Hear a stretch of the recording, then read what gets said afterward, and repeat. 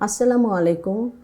Today we'll be discussing on pathogenesis and diagnosis of hepatitis B virus in part 2, because we have already discussed the rest of the virus in the previous lecture or in part 1. We'll be starting today with with a short recap on the hepatitis B virus. We already know that hepatitis B virus is a major member of the hepadna, which is a DNA virus, and this virus has many important antigens, mainly the most peculiar or unique kind of surface antigen or the virus envelope it has. Then it also has core antigen. It can release E antigen, and then it also produce 3 types of antibody in the human blood. This virus also has got some peculiarities.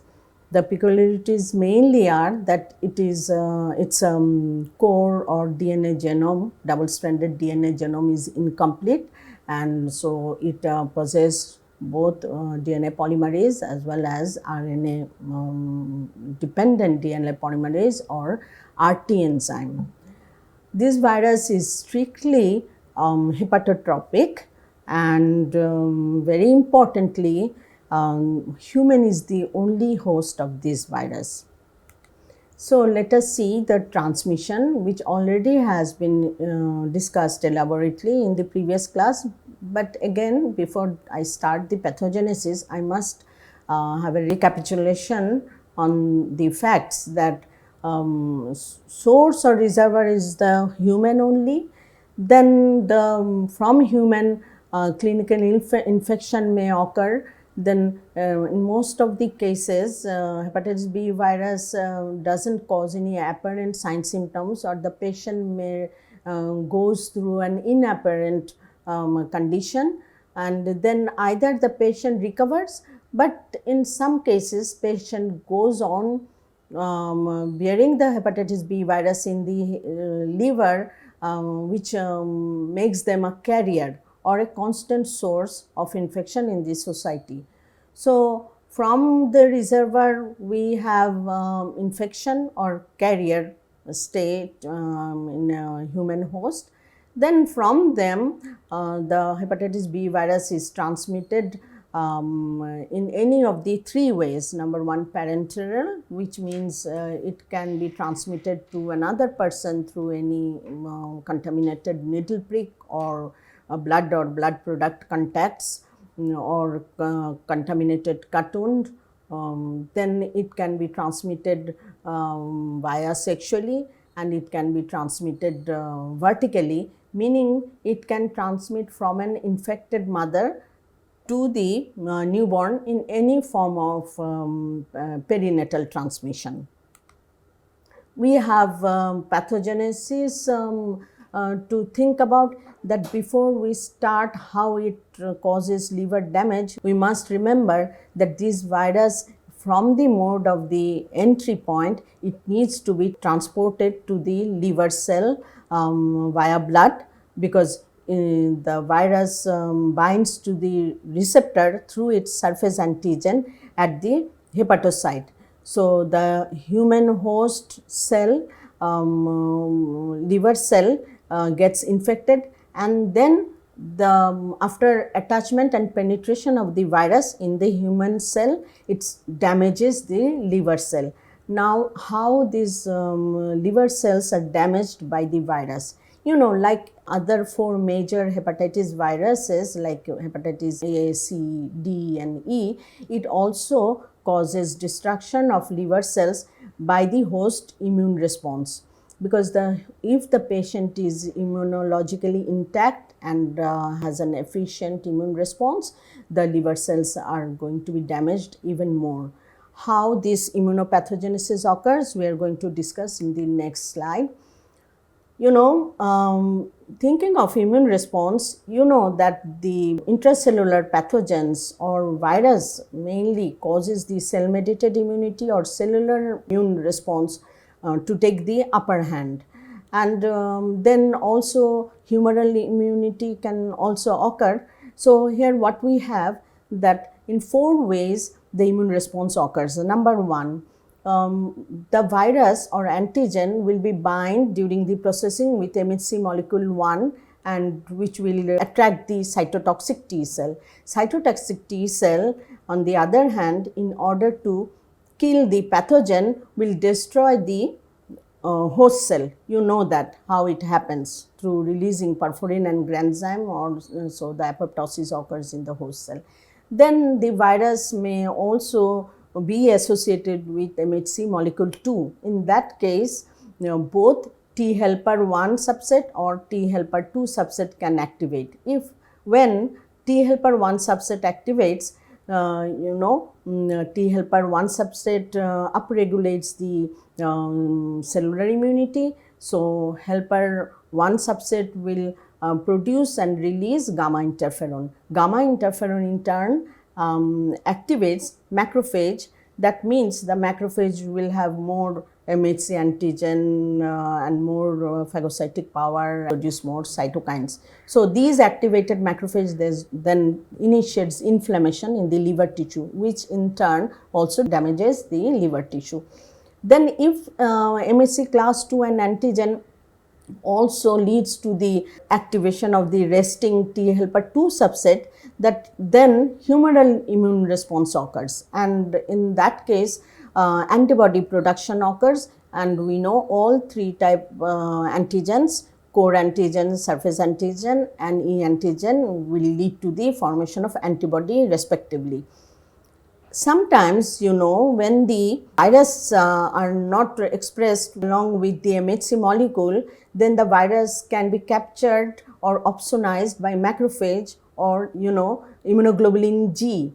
If it is opsonized by immunoglobulin G, then the NK cell, natural killer cell, or the larger granular lymphocytes can bind to the these immunoglobulin G through the receptor it has got for the Fc portion of the immunoglobulin G.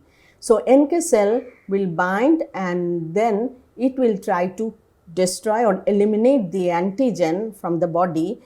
In order to kill them, it again destroys the host cell like cytotoxic T cell through perforin and granzyme. So, in one instance, the host cells are being killed by both cytotoxic T cell and NK cell. Then host cells are going through the inflammation process, leading to damages or fibrosis of the liver cells by gamma interferon or macrophage mediated inflammation. Then also antibody at the same time can be produced by the human immune response, giving either the protection to the host by producing a surface antibody, or by making the patient or the host a constant source of hepatitis B virus infection. And when surface antibody will not be produced and surface antigen will be continuously found in the patient, giving him a carrier state. So, what we get from the hepatitis B virus infection? Number one, infection. The patient goes into infective form, apparent or inapparent. The patient may have acute or subclinical infection, then goes into the convalescence phase and the recovery state, developing surface antibody, which is the protective antibody, since surface antigen is binds to the receptor. Then the patient, without recovering, patient may go into the carrier state or chronic state. Then number two, the patient may go into the complication from the infection. What kind of complication? In a hepatitis case, the patient must be informed about the consequences. In that case, you as a doctor, you will be needing to learn in the medicine also, but also you can explain to the patient that how patient should modify his life style due to this hepatitis B virus infection. Number one, the patient should be given glucose or sucrose, monosaccharide or disaccharide form of carbohydrate, not the complex form of carbohydrate or starch should be given to reduce the load of the liver, because the liver cell already is in damaged state. So, you must let the patient know how he should give a complete rest to the liver. So, no complex metabolism or metabolic activities should be reduced in the liver cell by giving monosaccharide or disaccharide for energy, then the patient should not go or eat any kind of complex protein like meaty product, then patient should take rest as much as possible. Patient should not be given any sedative, and you should always keep and watch whether the patient is going into a more complicated form or going into a failure state.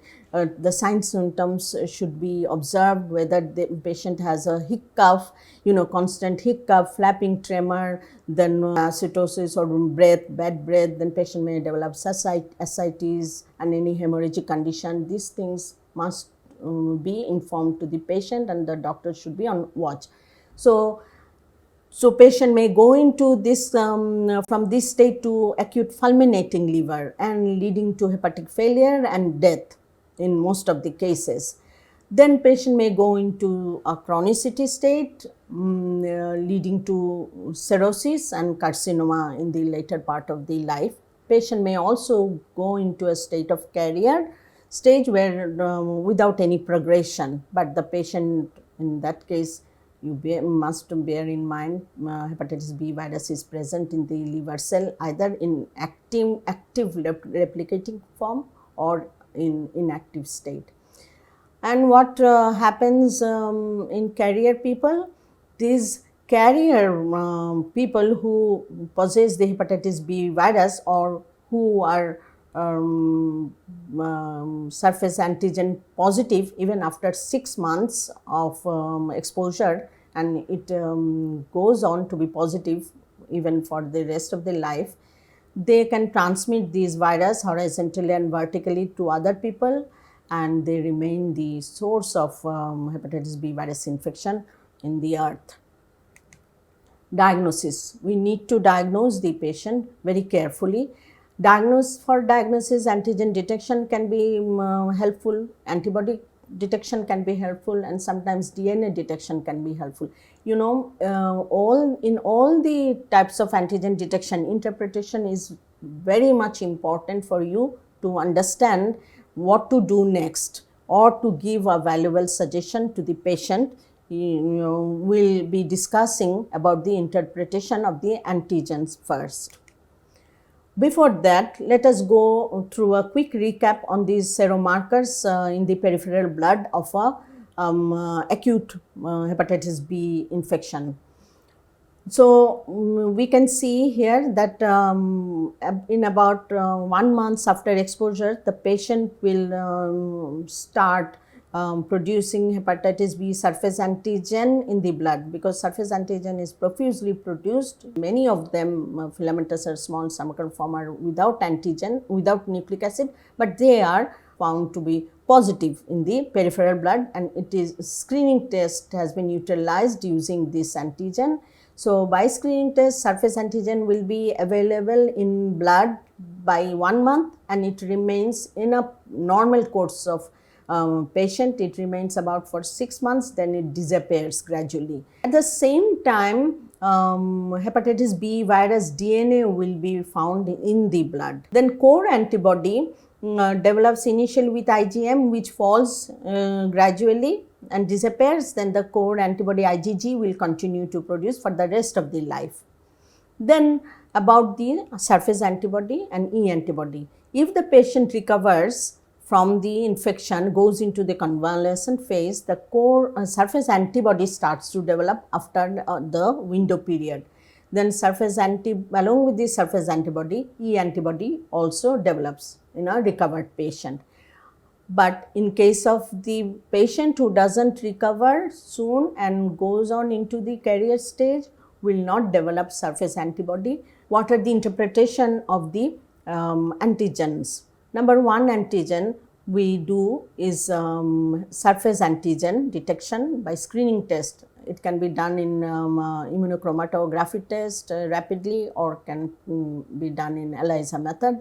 So what the profiles we can get? We can have that the patient is surface antigen positive. When it is positive, we have to think about that the patient is infected, number one. Then patient can be a carrier person also. It depends on the time elapsed from the exposure to the virus. So you have to find out that whether the patient carrier or infected. And we can also think that yes, the patient can be in infectious state, meaning the patient HBsAg positive have to be careful about his sexual behavior, about his transmission of any kind of parenteral exposure or blood transfusion. You should be more careful about that, because if the patient is whether the patient is in infectious state or not, it will clear as soon as you do the E antibody testing. If E antibody is found positive, then the patient is not infectious. If E antigen found, then it is infectious.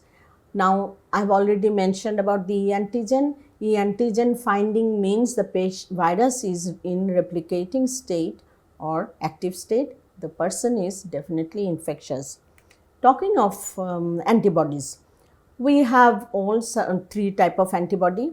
Finding of surface antibody means it gives you clear conception and relief to the patient that the patient is protected or got immunity from the infection. Now, whether the patient got immunity from active clinical infection or vaccinated, that again is a question. Either the patient gives a history of vaccination, or you can also find it out by doing further test. That is a very important question also always asked in the viva.